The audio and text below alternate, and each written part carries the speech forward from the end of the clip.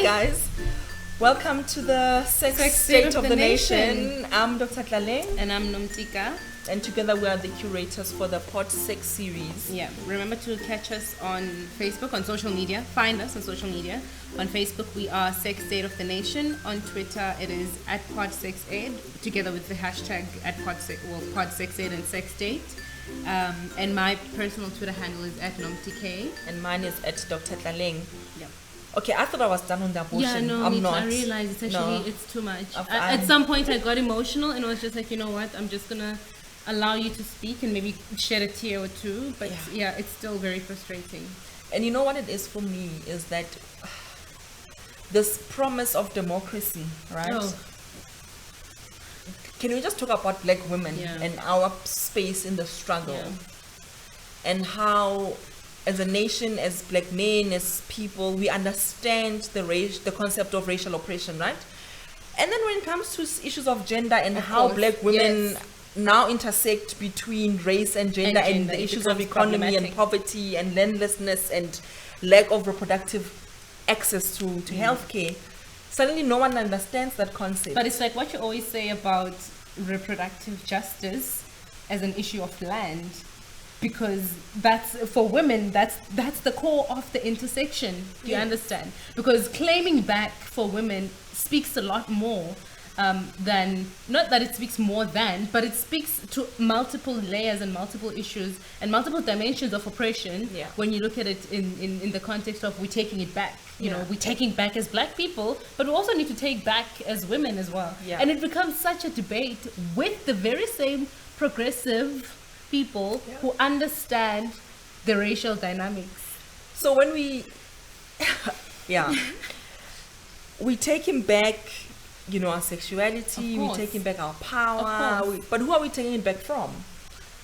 Because as a black woman, unless black men are willing to have that conversation about the high number of intimate partner violence, the high rates of rape, about patriarchy, sexual harassment on the streets.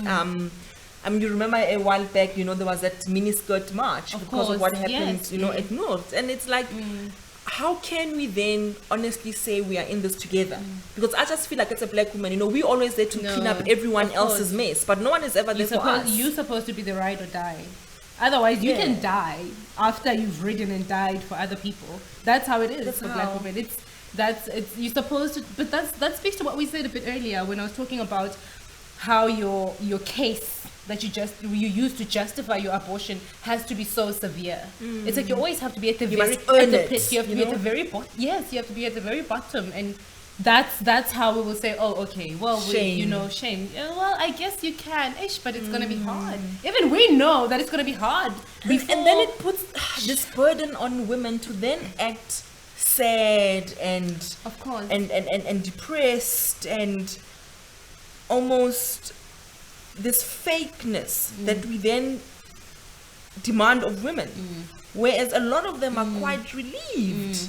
They are quite relieved. I mean, there are studies to show that more than 90% of women that request an abortion and have it are actually relieved. I've seen this quite recently in my own practice where, you know, you have women who come in for all different types of procedures, you know, comprehensive reproductive health services.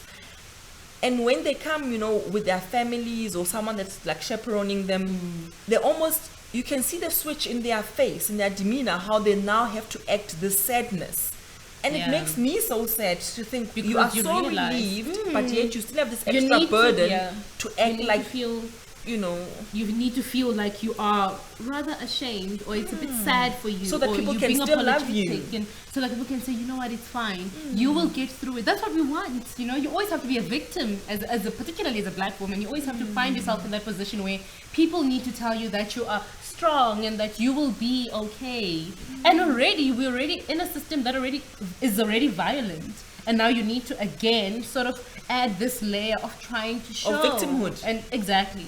So it becomes very problematic, and that's how the system is to women. And I mean, with the issue of global gag rule that you spoke about a bit earlier, and how February being reproductive health month, I'm not sure if it's international or in At South least Africa. nationally, it's Sexual Yes. and Reproductive Health Month. Which includes obviously this anniversary as well as STI and Condom Week, and how we are engaging just in these various platforms and these various media platforms, and the kind of interviews that you see that are conducted with people in the health department, and you can see that there's also just a discomfort in just merely talking about sex, and in that very same breath, we're not even addressing issues of the global gag rule when we know In that very week. in that very it happened. week there's nothing that is being said, and then we have the audacity to mention US funding in our acknowledgement of people that are helping us move forward.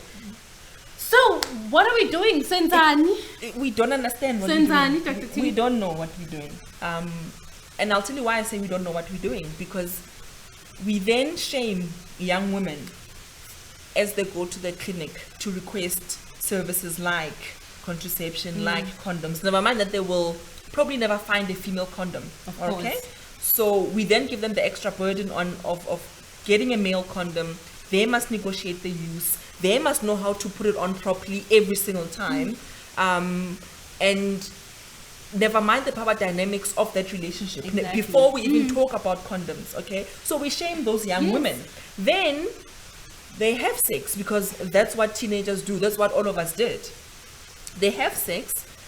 They don't have a good reference where they can look up. Now that I wasn't allowed to the clinic and actually ask about condoms, where can I go to learn about how to use condoms properly? Why are condoms important? Exactly. And how Yeah. should I store condoms? You know, I mean, we had an illustration that was being tweeted and retweeted by, the National Health Department's Twitter.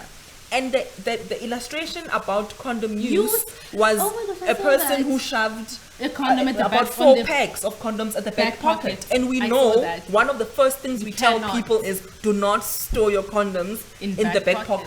pocket, in the cabby and hole in it's the just car. the male condom. That's another thing that is so frustrating. So how then, as a public health communicator on a national level, you are using illustrations that are contraindicated Yeah. to the very Very act that true. we are trying to achieve. So then not only then do we burden the young women with purity, remaining virgins, and when you are having sex, don't you dare fall pregnant because then we'll throw you out of school. And even in school, the life orientation is very limited to abstinence. And when we do talk to kids about sexual health, it's when we're referencing what rape is. And in fact, we further perpetuate rape culture because, Yes. that's a paragraph Yes. where children need to Yeah. then give answers Justify about why someone someone was got raped. raped. Yes, I mean, how which do you is even do that? Exactly. So do you see that on And every even level, on, even we're on failing that, children? Yes, and even on that very note, especially with life orientation, because that's where sexual health is supposed to be. When there is that conversation on sexual health, it's also about the same thing that we mentioned earlier on disease and damage and danger. Yeah. There's no pleasure for you, basically. It's the same thing with the creators of K-Lox, who actually started that as means to stop people from masturbating. Yeah. And just to say women need to associate touching themselves with pain. So pain, and I mean, obviously it didn't work out because, Yeah. we're here now with our breakfast cereal, but it's also those things of we're always trying to stop people from being sexual beings to a Not point people, where women. women. Because men are allowed to be sexual Exactly. beings. Remember, they are the ones who, women make themselves lustful for men. course. So they are allowed to Even be with sexual masturbation, beings. it's actually more accepted for men to talk about masturbation than it is for women. Because for women, what are you doing touching yourself? How it's dare really, you? How dare You must you? remain pure for your Exactly. husband. And not we even will your use partner. that as an academic measure as well. We will pay for your bursary if you do not have sex. Yeah. And so it's So then, to this cycle then goes further. So people do have sex. They are unprepared to have sex. Sometimes there's drugs, there's alcohol involved. And if people don't even know what consent is for sex, of course. how will you then start having the conversation about sex when you are drunk, sex when you are on drugs? You can't even start. And then, as things happen, people fall pregnant. They become shameful because there is a physical proof that you are the actually girl did have sex. who didn't listen. Never mind that no one ever asks, for the men to produce the receipts of themselves having sex. The hammer comes down very hard on young women and older women too, by the way, because you actually then have jobs which are now insecure. They are threatened because you have actually fallen pregnant. So we further shame these women because now they are pregnant, and now the Department of Education must make a plan for these pregnant teens, like they are a disease or something. Eh? These ignorant teens, the ones that didn't listen, start having sex early, and then they're ignorant, and it's peer pressure, and then they're pregnant. Sure. And yet we have a campaign that for 3 years it has 3 billion rands, and that 3 billion rands that traumatizes me. Is targeted specifically. No, yes. that kills me. 3 billion rands, if you can imagine it, over 3 years. Keep girls in school. Economic empowerment for girls. No, what is it called? Winning them away from blessers. Yeah, weaning them away from blessers. But no one is asking, why are women and young people in 2017 still vulnerable to blessers? The same way that our mothers were vulnerable, the same way that the very policy makers signing off these documents were vulnerable. Why as a country have we not moved forward? And we say those are the kind of stuff we should be asking. Exactly. Yeah. Because no one is messaging the blessers. You know why? Because the blessers are their own comrades. The blessers are the same men playing with them golf on Mondays. That they're WhatsApping. So they won't message themselves because that's how patriarchy works. It reinforces that very system of oppression. But it's the same thing we said with regards to rape, with regards to having to justify your abortion, with regards to consent, to say he raped you but you were drunk. So the issue is what not did the you fact think? that what did you think? Yeah. This is why we tell you not to get drunk. Don't go out actually and have fun because you will get raped. But think about it, Tika. It's your ability to move. You are a South African, right? Yeah. Your ability to move in spaces, in public spaces in your country, is limited, of course, by someone's inability and the audacity to think they can invade your space. And they do it because they know nothing will happen to them. You know what pained me? This one person that shared a workshop, I think it's one of the, women leadership workshops.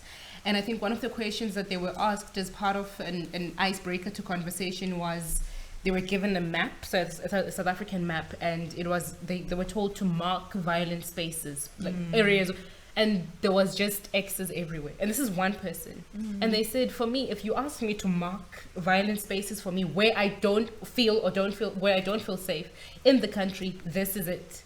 And you can actually, that's everywhere, because where are you safe? Because even when you walk out, just basic catcalling. And the assumption that you actually appreciate catcalling as a woman, that when they say all these things and they and blowing kisses, and you must size. You must feel like, oh yeah, like I'm very. Because remember, women are designed for the gaze of men. So when men give you that, so you must appreciate. You must be feeling like, okay, so I've arrived. And because how dare you not about, as a be woman, grateful? You walking, just basic things like just walking down the road and you see a group of guys there. Do you understand the things, everything that just goes through your mind at that time? The anxiety. Because you're thinking, you're even questioning how you walk, you're questioning how you're gonna act when as you walk cross past, the road. And then you need to assess the group to look at, because even with us, I mean, there's times where you actually have to stop and call them out, but then you also look at, you fear that sometimes you'll call someone out and then it's gonna turn violent on you, because already that space is already. But that's what my safe. thing about empowering women so to speak up and stand up. Stand up against what? Because that standing up puts you in danger. Exactly. Where is the support structure of when I eventually do stand up? Then what? Yeah. What is above, or what is there to support me when I actually do stand up? And it's the same question and the same argument around women that are in abusive relationships as well. And people are like, just leave, just go. And you're like, but we don't understand. Most women are killed in that phase of leaving. So the exit period. That's when most women get killed. Exactly. The violence remains, right?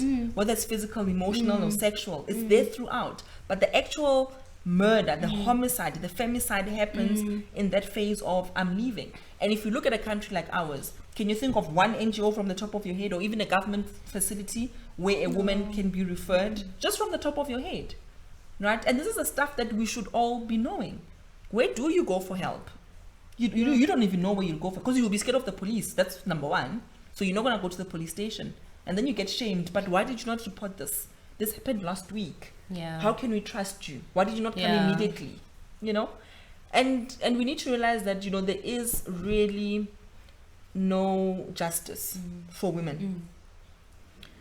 And unless these rights come with literal access to service, literal access to a legal system, you know, we're going nowhere slowly, really. and this is why we're still where we're at all these years later, because we're asking the wrong questions, and therefore we're putting 3 billion rands to solutions that, I mean, as a health department, what mandate do you have of economic freedom and keeping kids in how are you school? even there? We're still trying to get you to actually make female condoms available and part of the conversation, and there you are now, you're going and you want to do things on economic development. Yeah. So I'm not sure. I'm really not sure. But these are the issues that we face, you know. These are the things that we have to navigate on a daily basis, and we can't switch off, you know, as women from these It's really struggles. hard. No, It's you an can never, everyday. You can never say I'm struggle. taking a break from it today. And this is what it means being a woman in South Africa, you know. Yeah, it would be interesting to actually hear some of our listeners' views and just what they think on this particular issue, especially considering the fact that we're in such a hot debating space and we couldn't finish this one conversation. So if you just follow us on Twitter again at PodSexEd or under the hashtag PodSexEd for this particular topic, and just share with us your thoughts, or maybe send us an email if you'd like for us to discuss something on it, because we've actually touched on a number of points, and that's intersectionality. Exactly. You know, you can never discuss a one dimension or one aspect of reproductive justice for women.